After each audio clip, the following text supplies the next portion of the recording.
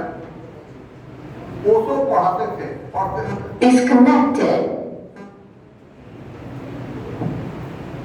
वो लेक्चरर थे कहीं पर, एक मतलब भोपाल या कहीं पर मध्य प्रदेश में वो प्रोफेसर थे। तो उस समय भी शिक्षक दिवस मनाया गया। तो जो वाइस चांसलर वगैरह जितने थे सबने सर्वपल्ली राधाकृष्णन के लिए बहुत सारी शुभेच्छाएं दी, बहुत अच्छी बातें उनके जीवन की बताई। लेकिन उसमें एक बहुत विचित्र बात हो गई, सोचने का ढंग थोड़ा सा अलग था। उन्होंने कहा कि यह दिन तो शिक्षकों के लिए काला दिवस है, इसे तो बिल्कुल ही याद नहीं करना चाहिए। इसलिए नहीं याद करना चाहिए क्योंकि आज एक शिक्षक राजनेता बन गया है, राष्ट्रपति बन गया है। शिक्षक तो पॉलिटिशियन बन गया है। जिस दिन पॉलिटिशियन शिक्षक बन जाए उस रोज शिक्षक दिवस आप नहीं। मैं समझता हूं जब कलाम साहब बने, कलाम साहब जब राष्ट्रपति छोड़कर गए तो उन्होंने उसके बाद कॉलेज में पढ़ाना शुरू किया। मैं समझता हूं उन्होंने इस ओशो के सपना को पूरा किया, क्योंकि मैं समझता हूं शायद यह विवाद और जब तो चलता रहेगा, लेकिन यह दिवस मूल रूप से समाज निर्माण के जो प्रेरक रहे हैं या जो समाज निर्माण के फैसिलिटेटर रहे हैं, उन शिक्षकों को आज याद करने का है, उन्हें प्रणाम करने का है। व्यक्तिगत तौर से मैं उन सभी शिक्षकों के प्रति आज आभार व्यक्त करता हूं जिन्होंने मुझे सिखाया, मुझे पढ़ाया।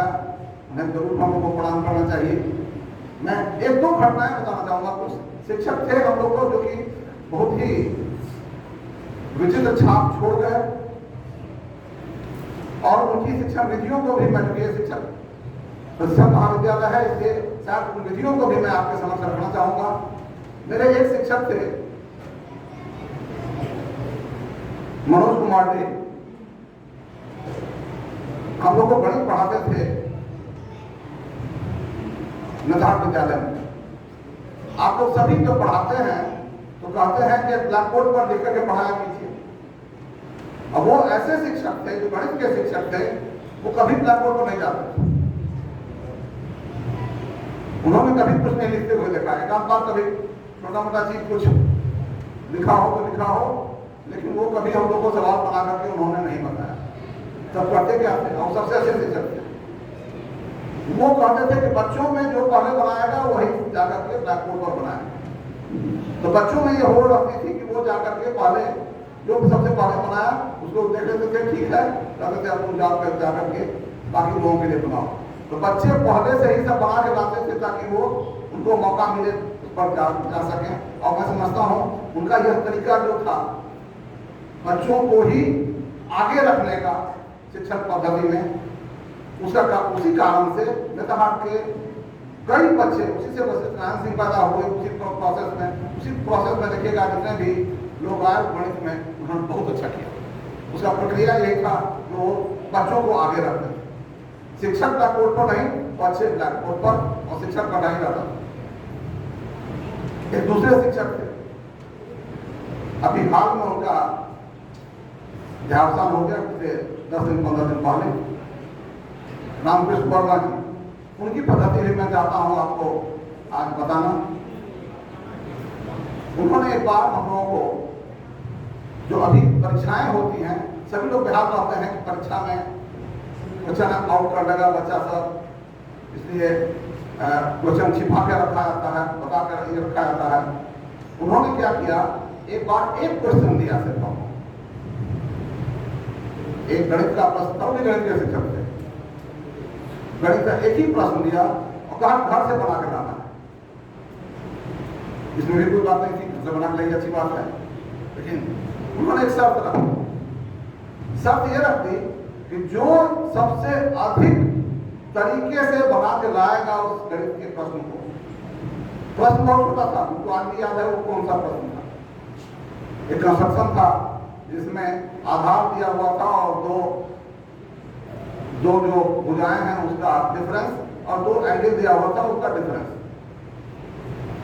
उन्होंने कहा कि आपको बस यही बना के लाना है, जितने तरीके से आप बना के लाएंगे, जो सबसे ज्यादा तरीके से बना के लाएगा उसी को हम को देंगे, दूसरे को न देंगे। तो वहां होता था। अब प्रश्न ये है, आप फ्री थे, घर पर थे, तो इसलिए आप फ्री थे, आप सीनियर से पूछ सकते थे, आप दूसरे टीचर से पूछ सकते थे, आप लाइब्रेरी जा सकते थे, आप दूसरी किताबों को देख सकते थे, लेकिन आपको सबसे ज्यादा लाना है और दूसरे से ज्यादा लाना है। इसे एक दूसरे के बीच में तो ये खत्म ही हो गया कि चोरी तो खत्म हो गई कि दूसरे का चोरी करना है नहीं करना है, कोई दूसरे को नहीं बताएगा। और एक सप्ताह का समय था, एक सवाल पर एक सप्ताह।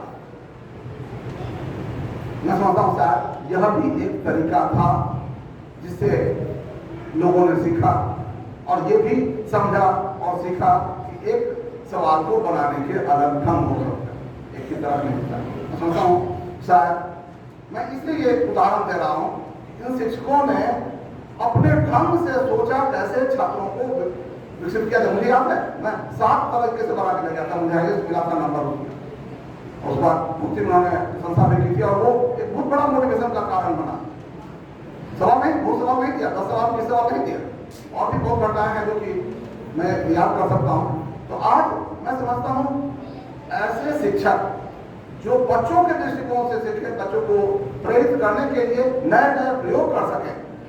ये आपको किताब के साथ इस तरह के प्रयोग इसमें मिले भी कि नहीं मिले, आपके इसमें आपके पेडागॉजी में है कि नहीं है मैं नहीं जानता हूं। इस तरह का मैं हजारों उदाहरण दे सकता हूं जिससे हम लोगों ने सीखा। मैं समझता हूं कुछ इतिहास की चीजों को भी मैं आपके समक्ष रखना चाहूंगा। आज मैं दुनिया का सबसे बड़ा शिक्षक एक व्यक्ति को मानता हूं। थोड़ा सा धैर्य रखिए, थोड़ा धैर्य रखिए, मिल जाएगा, सबको मिल जाएगा, बैठे रहिए तो मिल जाएगा। सबसे बड़े अगर शिक्षक हुए हैं कोई, तो है भगवान कृष्ण। ऐसा आदमी जो युद्ध के मैदान में भी शिक्षा की बात कर सके। आजकल जब बम चल रहा हो तो, या अभी यूक्रेन युद्ध चल रहा है, कहां कोई न कोई होगा उसमें भी शायद कोई कृष्ण बैठा हुआ हो, लेकिन जब युद्ध के मैदान में भी लोगों को प्रेरित कर सके, लोगों को जागृत रख सके, लोगों को युद्ध के लिए स्ट्रैटेजी बनाने में मदद कर सके, साइकोलॉजिकली बूस्ट अप कर सके, मैं समझता हूँ कृष्ण से बड़ा और कोई नहीं है। कृष्ण की और भी कथा है, मैं एक और कथा सुनाऊंगा, कृष्ण की चर्चा होगी तो उन्हें सुनना चाहिए। तो कृष्ण के सिखाने का जो ढंग था वह एब्सोल्युटली यूनिक है, और मैं समझता हूँ कि भगवत गीता जैसा ग्रंथ दूसरा कोई नहीं। हम लोग को भगवत गीता, और मैं मानता हूँ कि अगर हम लोग को भारतीय जीवन दर्शन को सिखाना है तो भगवत गीता को सभी को जरूर पढ़ाना चाहिए, सभी लोग को पढ़ना चाहिए। यह सब ग्रंथ किसी धर्म और इसके लिए नहीं है, ये जीवन जीने के सूत्र हैं। एक दुर्भाग्य ये है, ये जीवन जीने के सूत्र हम लोग रिटायरमेंट के बाद देते हैं। जिसमें रिटायर करता है उसमें हम लोग गीता पढ़ाते हैं, पता नहीं मुझे ये समझ नहीं आई कहाँ से ये परंपरा है। जीवन जीने की कला मरने के समय क्यों सिखाई जा रही है ये? और यही नहीं, गीता पढ़ के सुनाया जाता है, जब लोग डेथ हो जाता है तब गीता को पढ़ने लगते हैं, गीता और रामायण पढ़ते हैं। ये सब सभी जीने की कलाएं हैं, जीवन की कला है। और ये अच्छे शिक्षक ने क्या अपने शिष्य को कहा है, ये सीखने की कला है, क्या क्या बात कहा है, कैसे प्रेरित किया है, कैसे उजागर किया है। मैं समझता हूँ ये मोटिवेशन सीखना यह बहुत महत्वपूर्ण है सिखाने का। मैं कृष्ण का एक और उदाहरण दूंगा जो उनके जीवन का, जिससे शायद पता चले उनके सिखाने की शैली को। दो ही मैंने लिया, उनके जीवन से अनंत चीजें ली जा सकती हैं। एक बार गोपियां उनके पास गई कि वो दधीची से मिलना चाहती, तो हम कहा मिल लीजिए, तुम क्या दिक्कत है? नहीं, आप जब तक नहीं कहिएगा तो वहां आपको उनकी कैसे मिले? मैं कहा मिल जाएगी, आप चले जाइए। फिर दूसरी समस्या आ गई कि उस समय में यमुना पार करके जाना था, यमुना में इतना पानी था तो जाएं कैसे? तो उन्होंने कहा कि आप जाकर के उनको कहिएगा, नदी के पास जाइएगा, नदी के पास जब जाइएगा तो कहिएगा कि कृष्ण जैसा अगर कोई ब्रह्मचारी है जिसने ब्रह्मचर्य का पालन किया हो तो आप हमको रास्ता दे दीजिए। उन्होंने कहा कि ये तो बड़ा विचित्र है, आप तो हमेशा हमारे साथ रहते हैं, हम लोग के साथ रहते हैं और तब कहते हैं कि आप कर्मचारी हैं। उनका क्या कहिए और क्या, जो मैं कह रहा हूँ उतना ही पालन कीजिए और देखिए क्या होता है। ये गए और जाकर के इन लोगों ने नदी के सामने में कहा कि भाई कृष्ण जैसा ने आजीवन अगर ब्रह्मचर्य व्रत का पालन किया है तो हमको जाने दीजिए। तो देखा कि रास्ता खुल गया और ये लोग पार कर गए।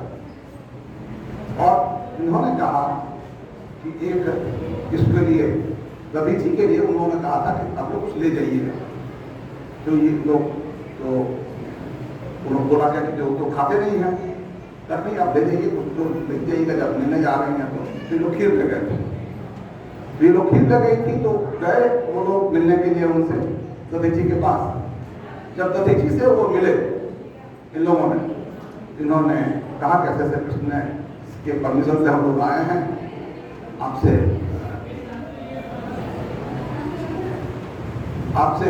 कुछ सीखना चाहते हैं, आपका दर्शन हम लोग करना चाहते थे और ये हम लोग प्रसाद लाए हैं तो कृष्ण ने आप भेजा है आपके लिए।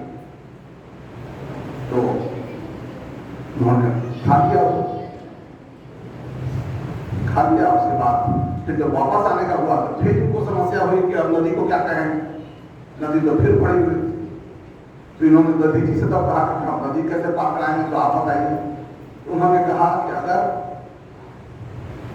दधी जी ने उसको सिर्फ समुद्र को ये कहिएगा या नदी को ये कहिएगा, अगर दधी जी ने अभी तक अन्न कभी भी अन्न जल का जो ये व्रत कर रहे हैं, अन्न त्यागने का यह जो आजीवन व्रत कर रहे हैं, उसको उसके सम्मान में आप हमको जगह दिलवा दीजिए।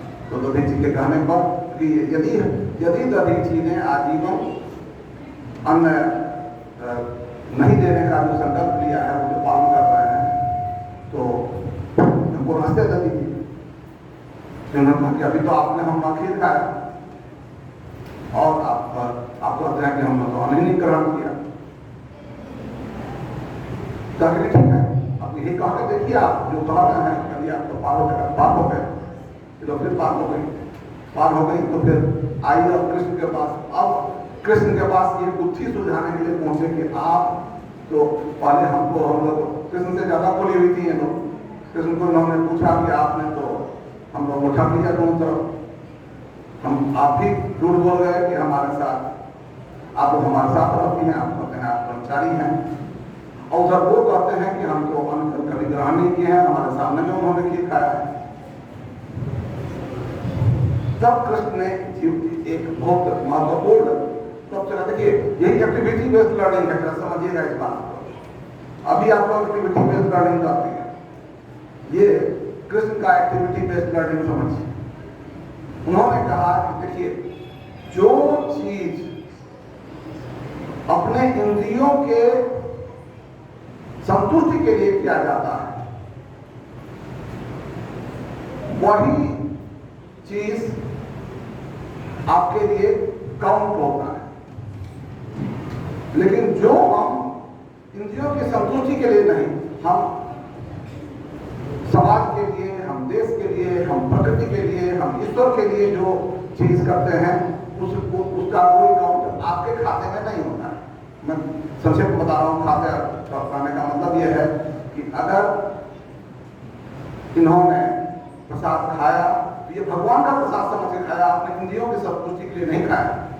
आप रसगुल्ला अगर भर के इसलिए खा रहे हैं कि आपको खाने के लिए अगर कुछ जरूरत है शरीर की, वो कर रहे हैं तो अच्छी बात है, लेकिन इंद्रियों की संतुष्टि के लिए, इंद्रियों को ज्यादा उसको संतृप्त करने के लिए खाते हैं, तब ये गड़बड़ मामला।